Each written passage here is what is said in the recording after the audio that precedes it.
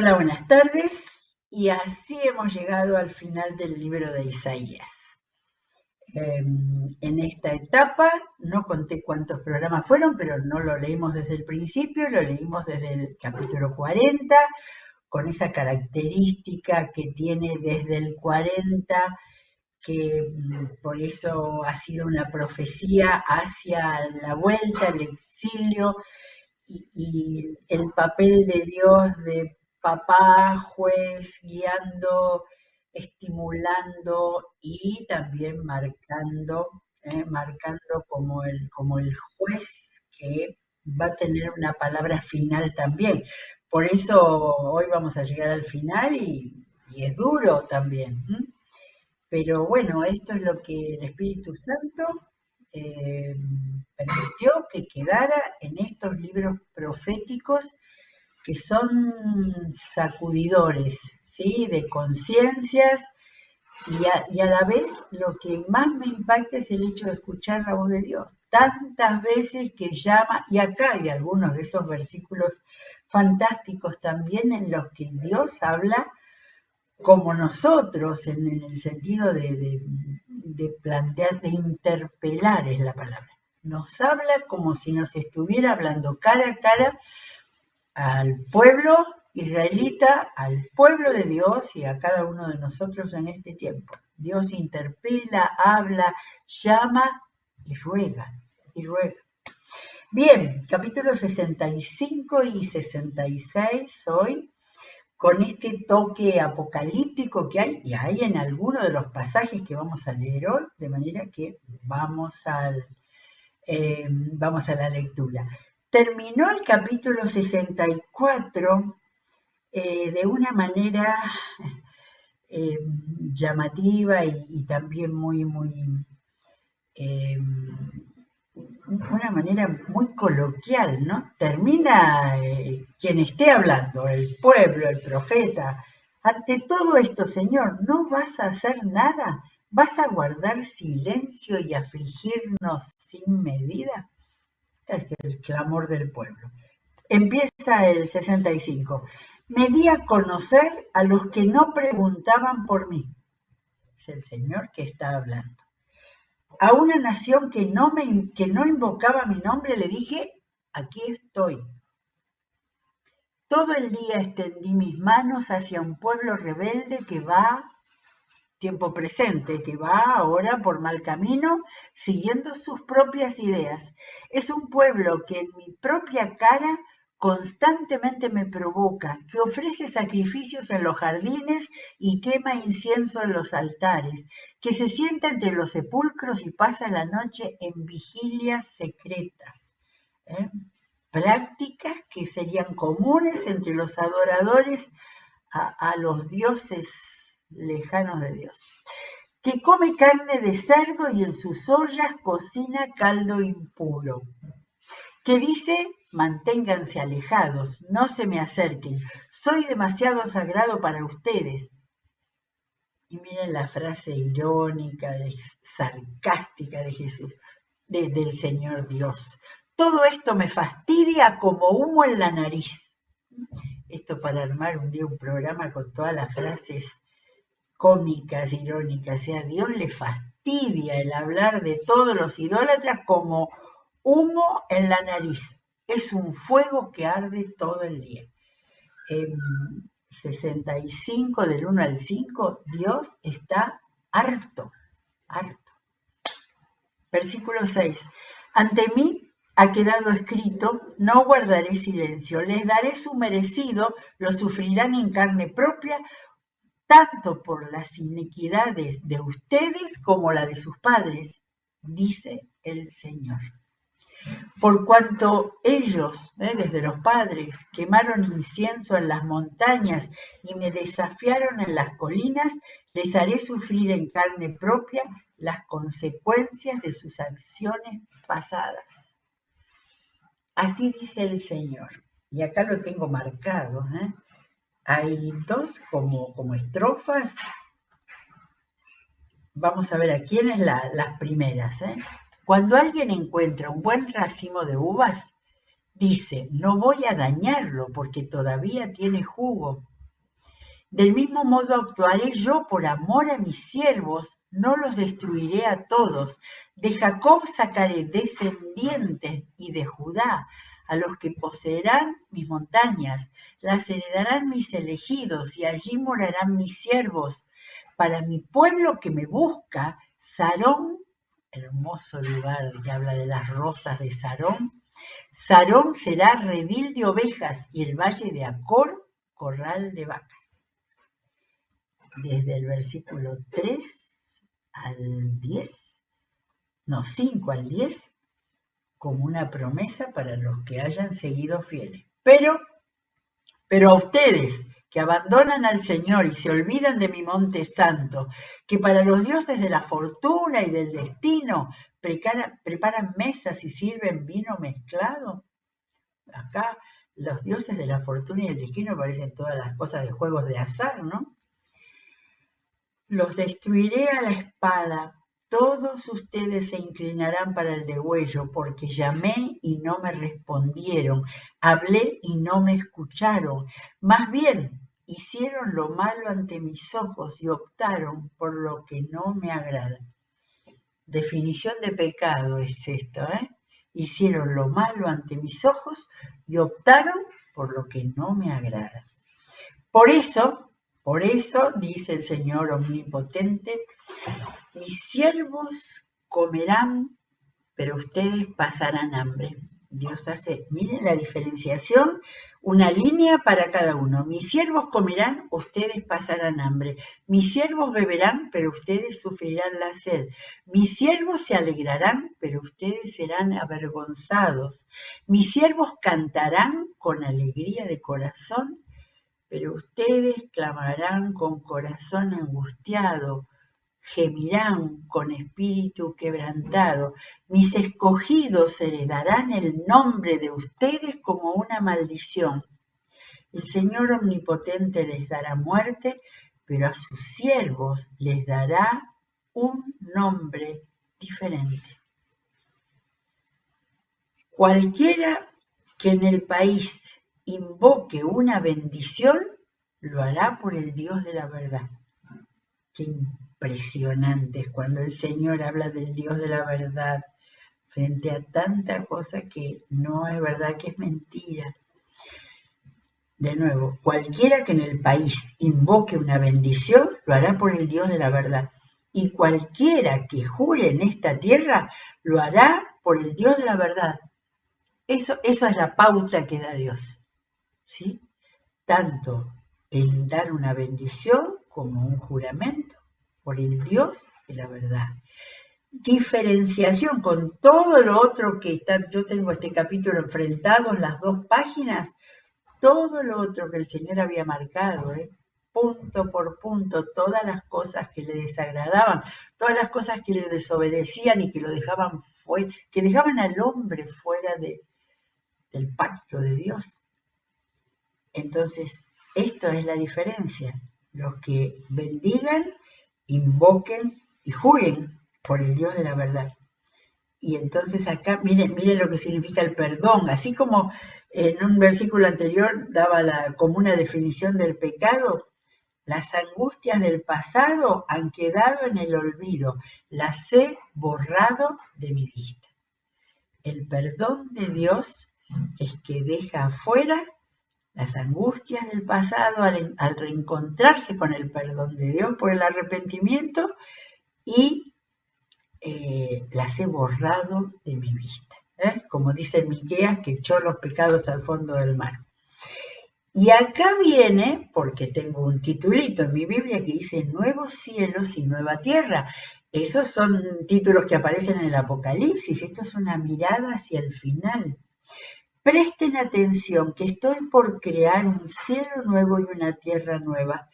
No volverán a mencionarse las cosas pasadas ni se traerán a la memoria. Alégrense más bien y regocíjense por siempre por lo que estoy a punto de crear. ¿De qué habla, no? Del momento final, de la venida del Mesías. Estoy por crear una Jerusalén feliz. un pueblo lleno de alegría. Me regocijaré por Jerusalén y me alegraré en mi pueblo. No volverán a oírse en ella voces de llanto ni gritos de clamor. Nunca más habrá en ella niños que vivan pocos días, ni ancianos que no completen sus años. Qué hermosura la manera de decirse. Habrá vida larga. El que muera a los 100 años será considerado joven. Eso iba para nuestro tiempo ahora. Pero el que no llegue a esa edad será considerado maldito. Hablando de juicio de Dios, ¿no? Construirán casas y las habitarán, plantarán viñas y comerán de su fruto. Ya no construirán casas para que otros las habiten, ni plantarán viñas para que otros coman, porque los días de mi pueblo serán como los de un árbol. Mis escogidos disfrutarán de las obras de sus manos. No trabajarán en vano, ni tendrán hijos para la desgracia. Tanto ellos como su descendencia serán simiente bendecida del Señor. Antes que me llamen, yo les responderé, y todavía estarán hablando cuando ya les habré escuchado. Este es el Dios que todo lo sabe, que todo lo conoce. El lobo y el cordero pasarán juntos, y el león comerá paja como el buey, y la serpiente se alimentará de polvo.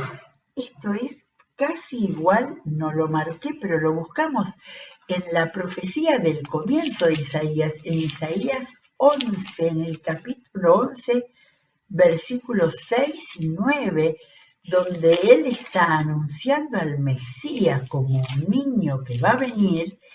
Y dice en 11:6, el lobo vivirá con el cordero, el leopardo se echará con el cabrito, y juntos andarán el ternero y el cachorro del león.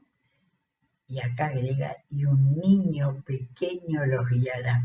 Este era el anuncio del Mesías. Y después un poquitito más, no harán ningún daño ni estrago en todo mi monte santo, porque rebosará la tierra con el conocimiento del Señor, como rebosa el mar con las aguas.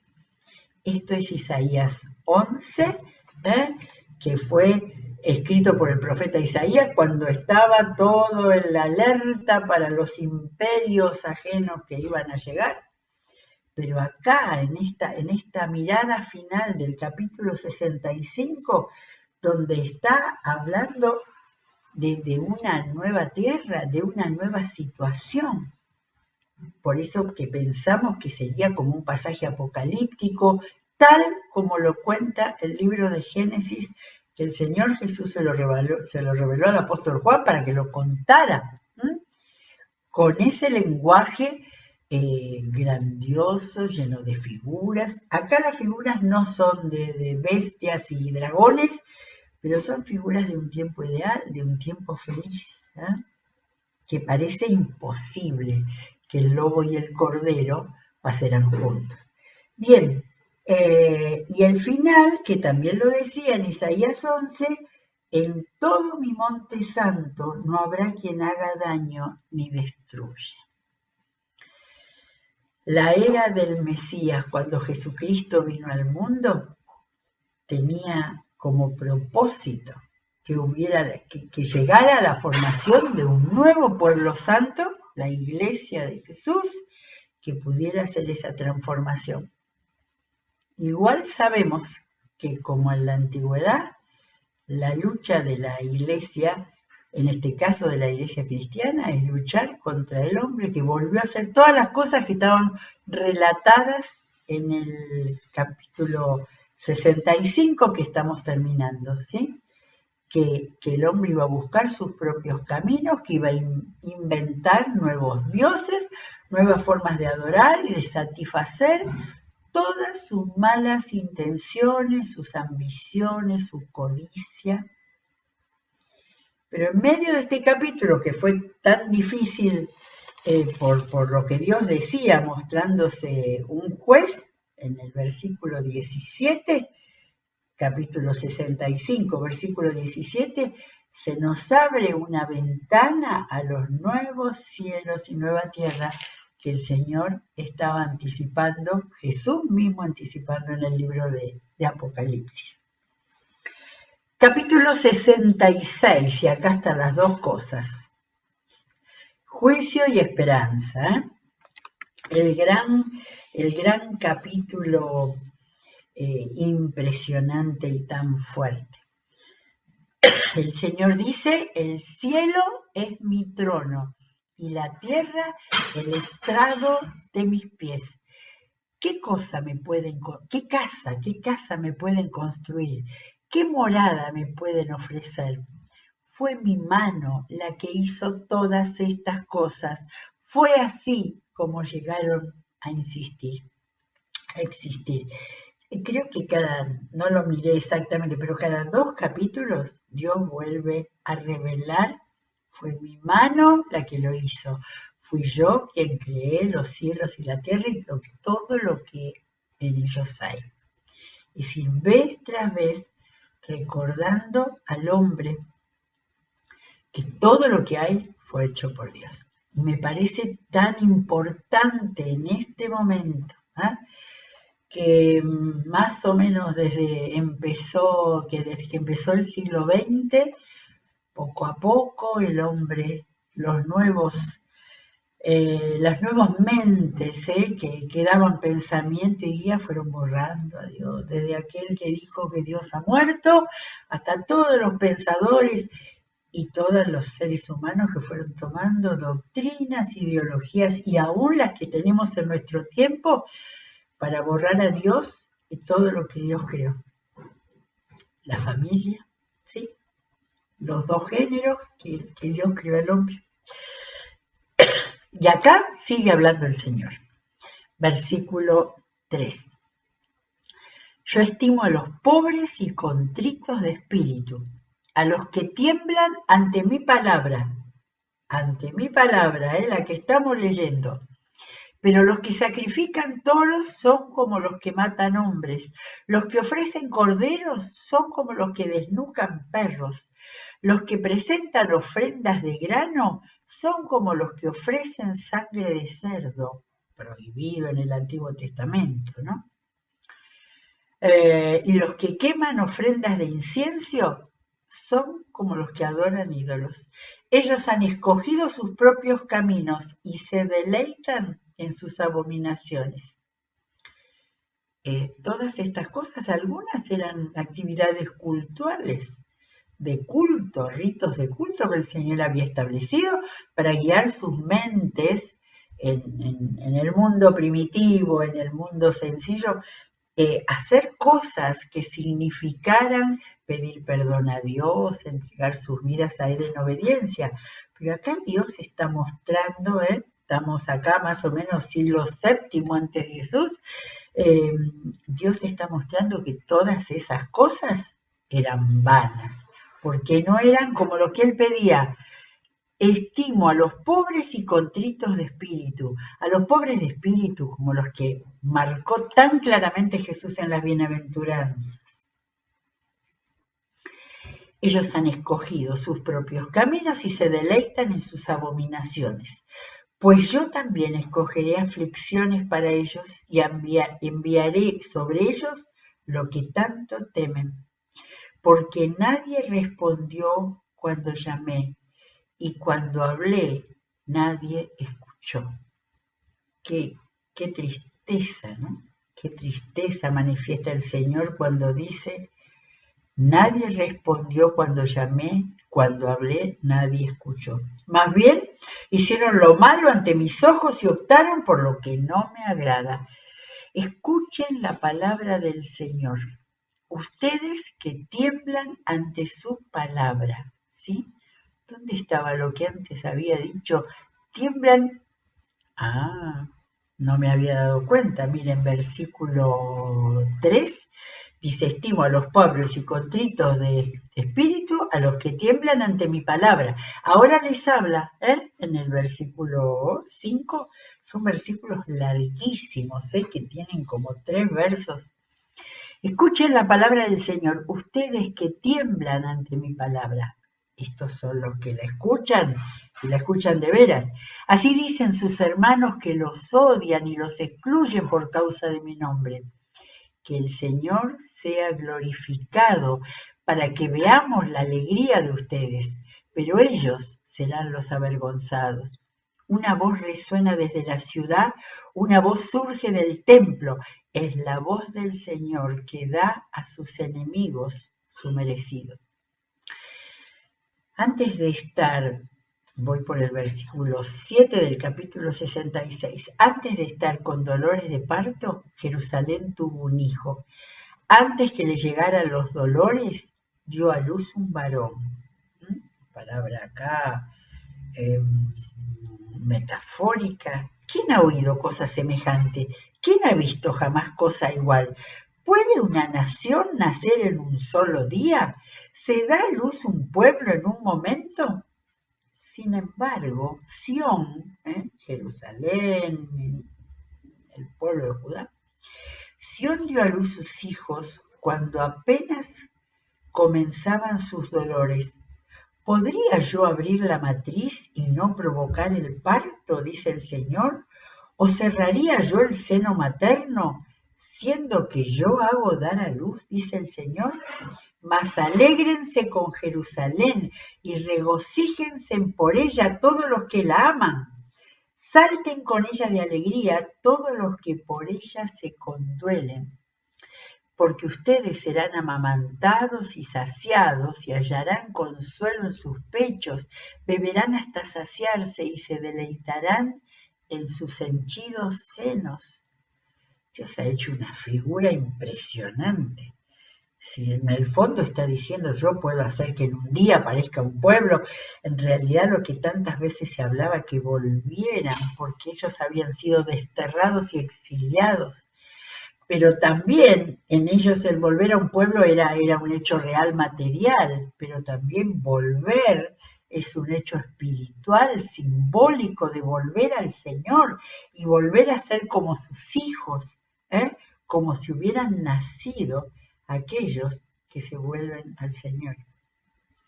Bastante difícil de entender, pero está todo en el contexto de lo que Dios está hablando.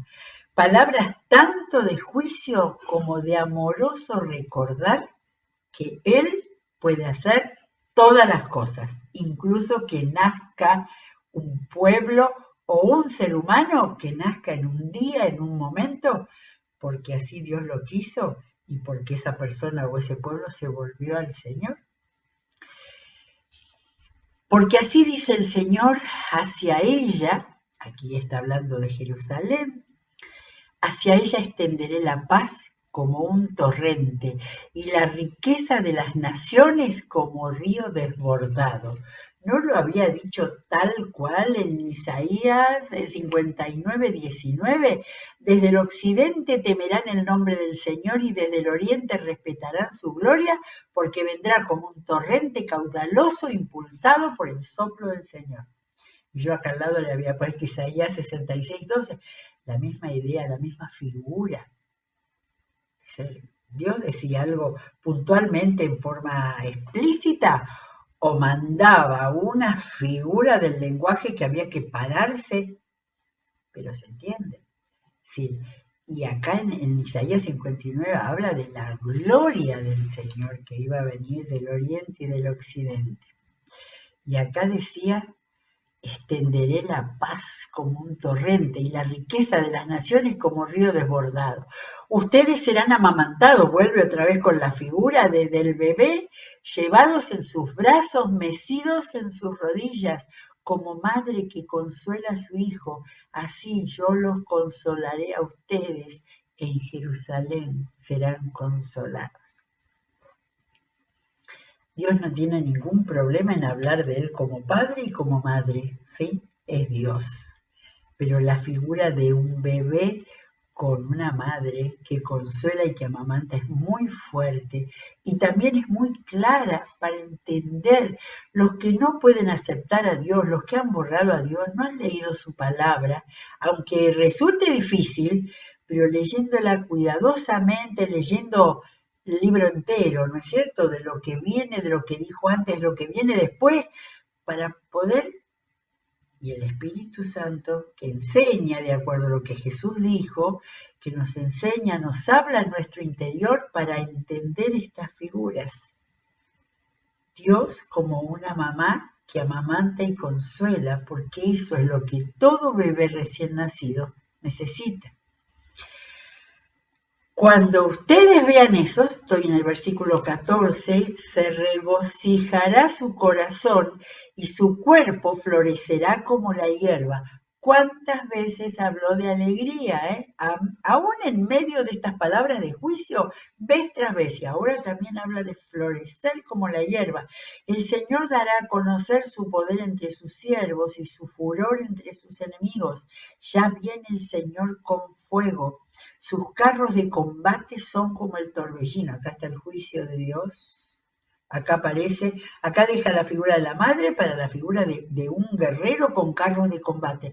Descargará su enojo con furor y su represión con llamas de fuego. Otra vez el fuego. Con fuego y con espada juzgará el Señor a todo mortal. Ya no habla de todo el pueblo, todo mortal. Muchos morirán a manos del Señor. Tengo un espacio acá, juntos perecerán los que se santifican y se purifican para entrar en los jardines, siguiendo a uno que va al frente, y los que comen carne de cerdo, ratas y otras cosas abominables, afirma el Señor. Eso acaba dentro de todo el juicio que ya había anticipado en el capítulo anterior. Y acá vienen los últimos versículos. Yo, por causa de sus acciones y sus ideas, lo que hacen y lo que piensan, estoy a punto de reunir a gente de toda nación y lengua, vendrán y verán mi gloria. Esto es un pasaje totalmente apocalíptico. Les daré una señal y algunos de sus sobrevivientes los enviaré a las naciones, a Tarsis, Put, Libia, famosa por sus arqueros, Tubal y Grecia, y a las costas lejanas, que no han oído hablar de mi fama ni han visto mi gloria. Ellos anunciarán mi gloria entre las naciones. Acá estaba anticipando los viajes misioneros de la primera iglesia o de la iglesia del primer siglo. Y a todos los hermanos que ustedes tienen entre las naciones, los traerán a mi monte santo en Jerusalén como una ofrenda al Señor. Los traerán en caballos, en carros de combate y en literas y en mulas y camellos, dice el Señor. Los traerán como traen los israelitas, en recipientes limpios, sus ofrendas de grano al templo del Señor. Y de ellos escogeré también algunos para que sean sacerdotes y levitas, dice el Señor. Qué tremendo.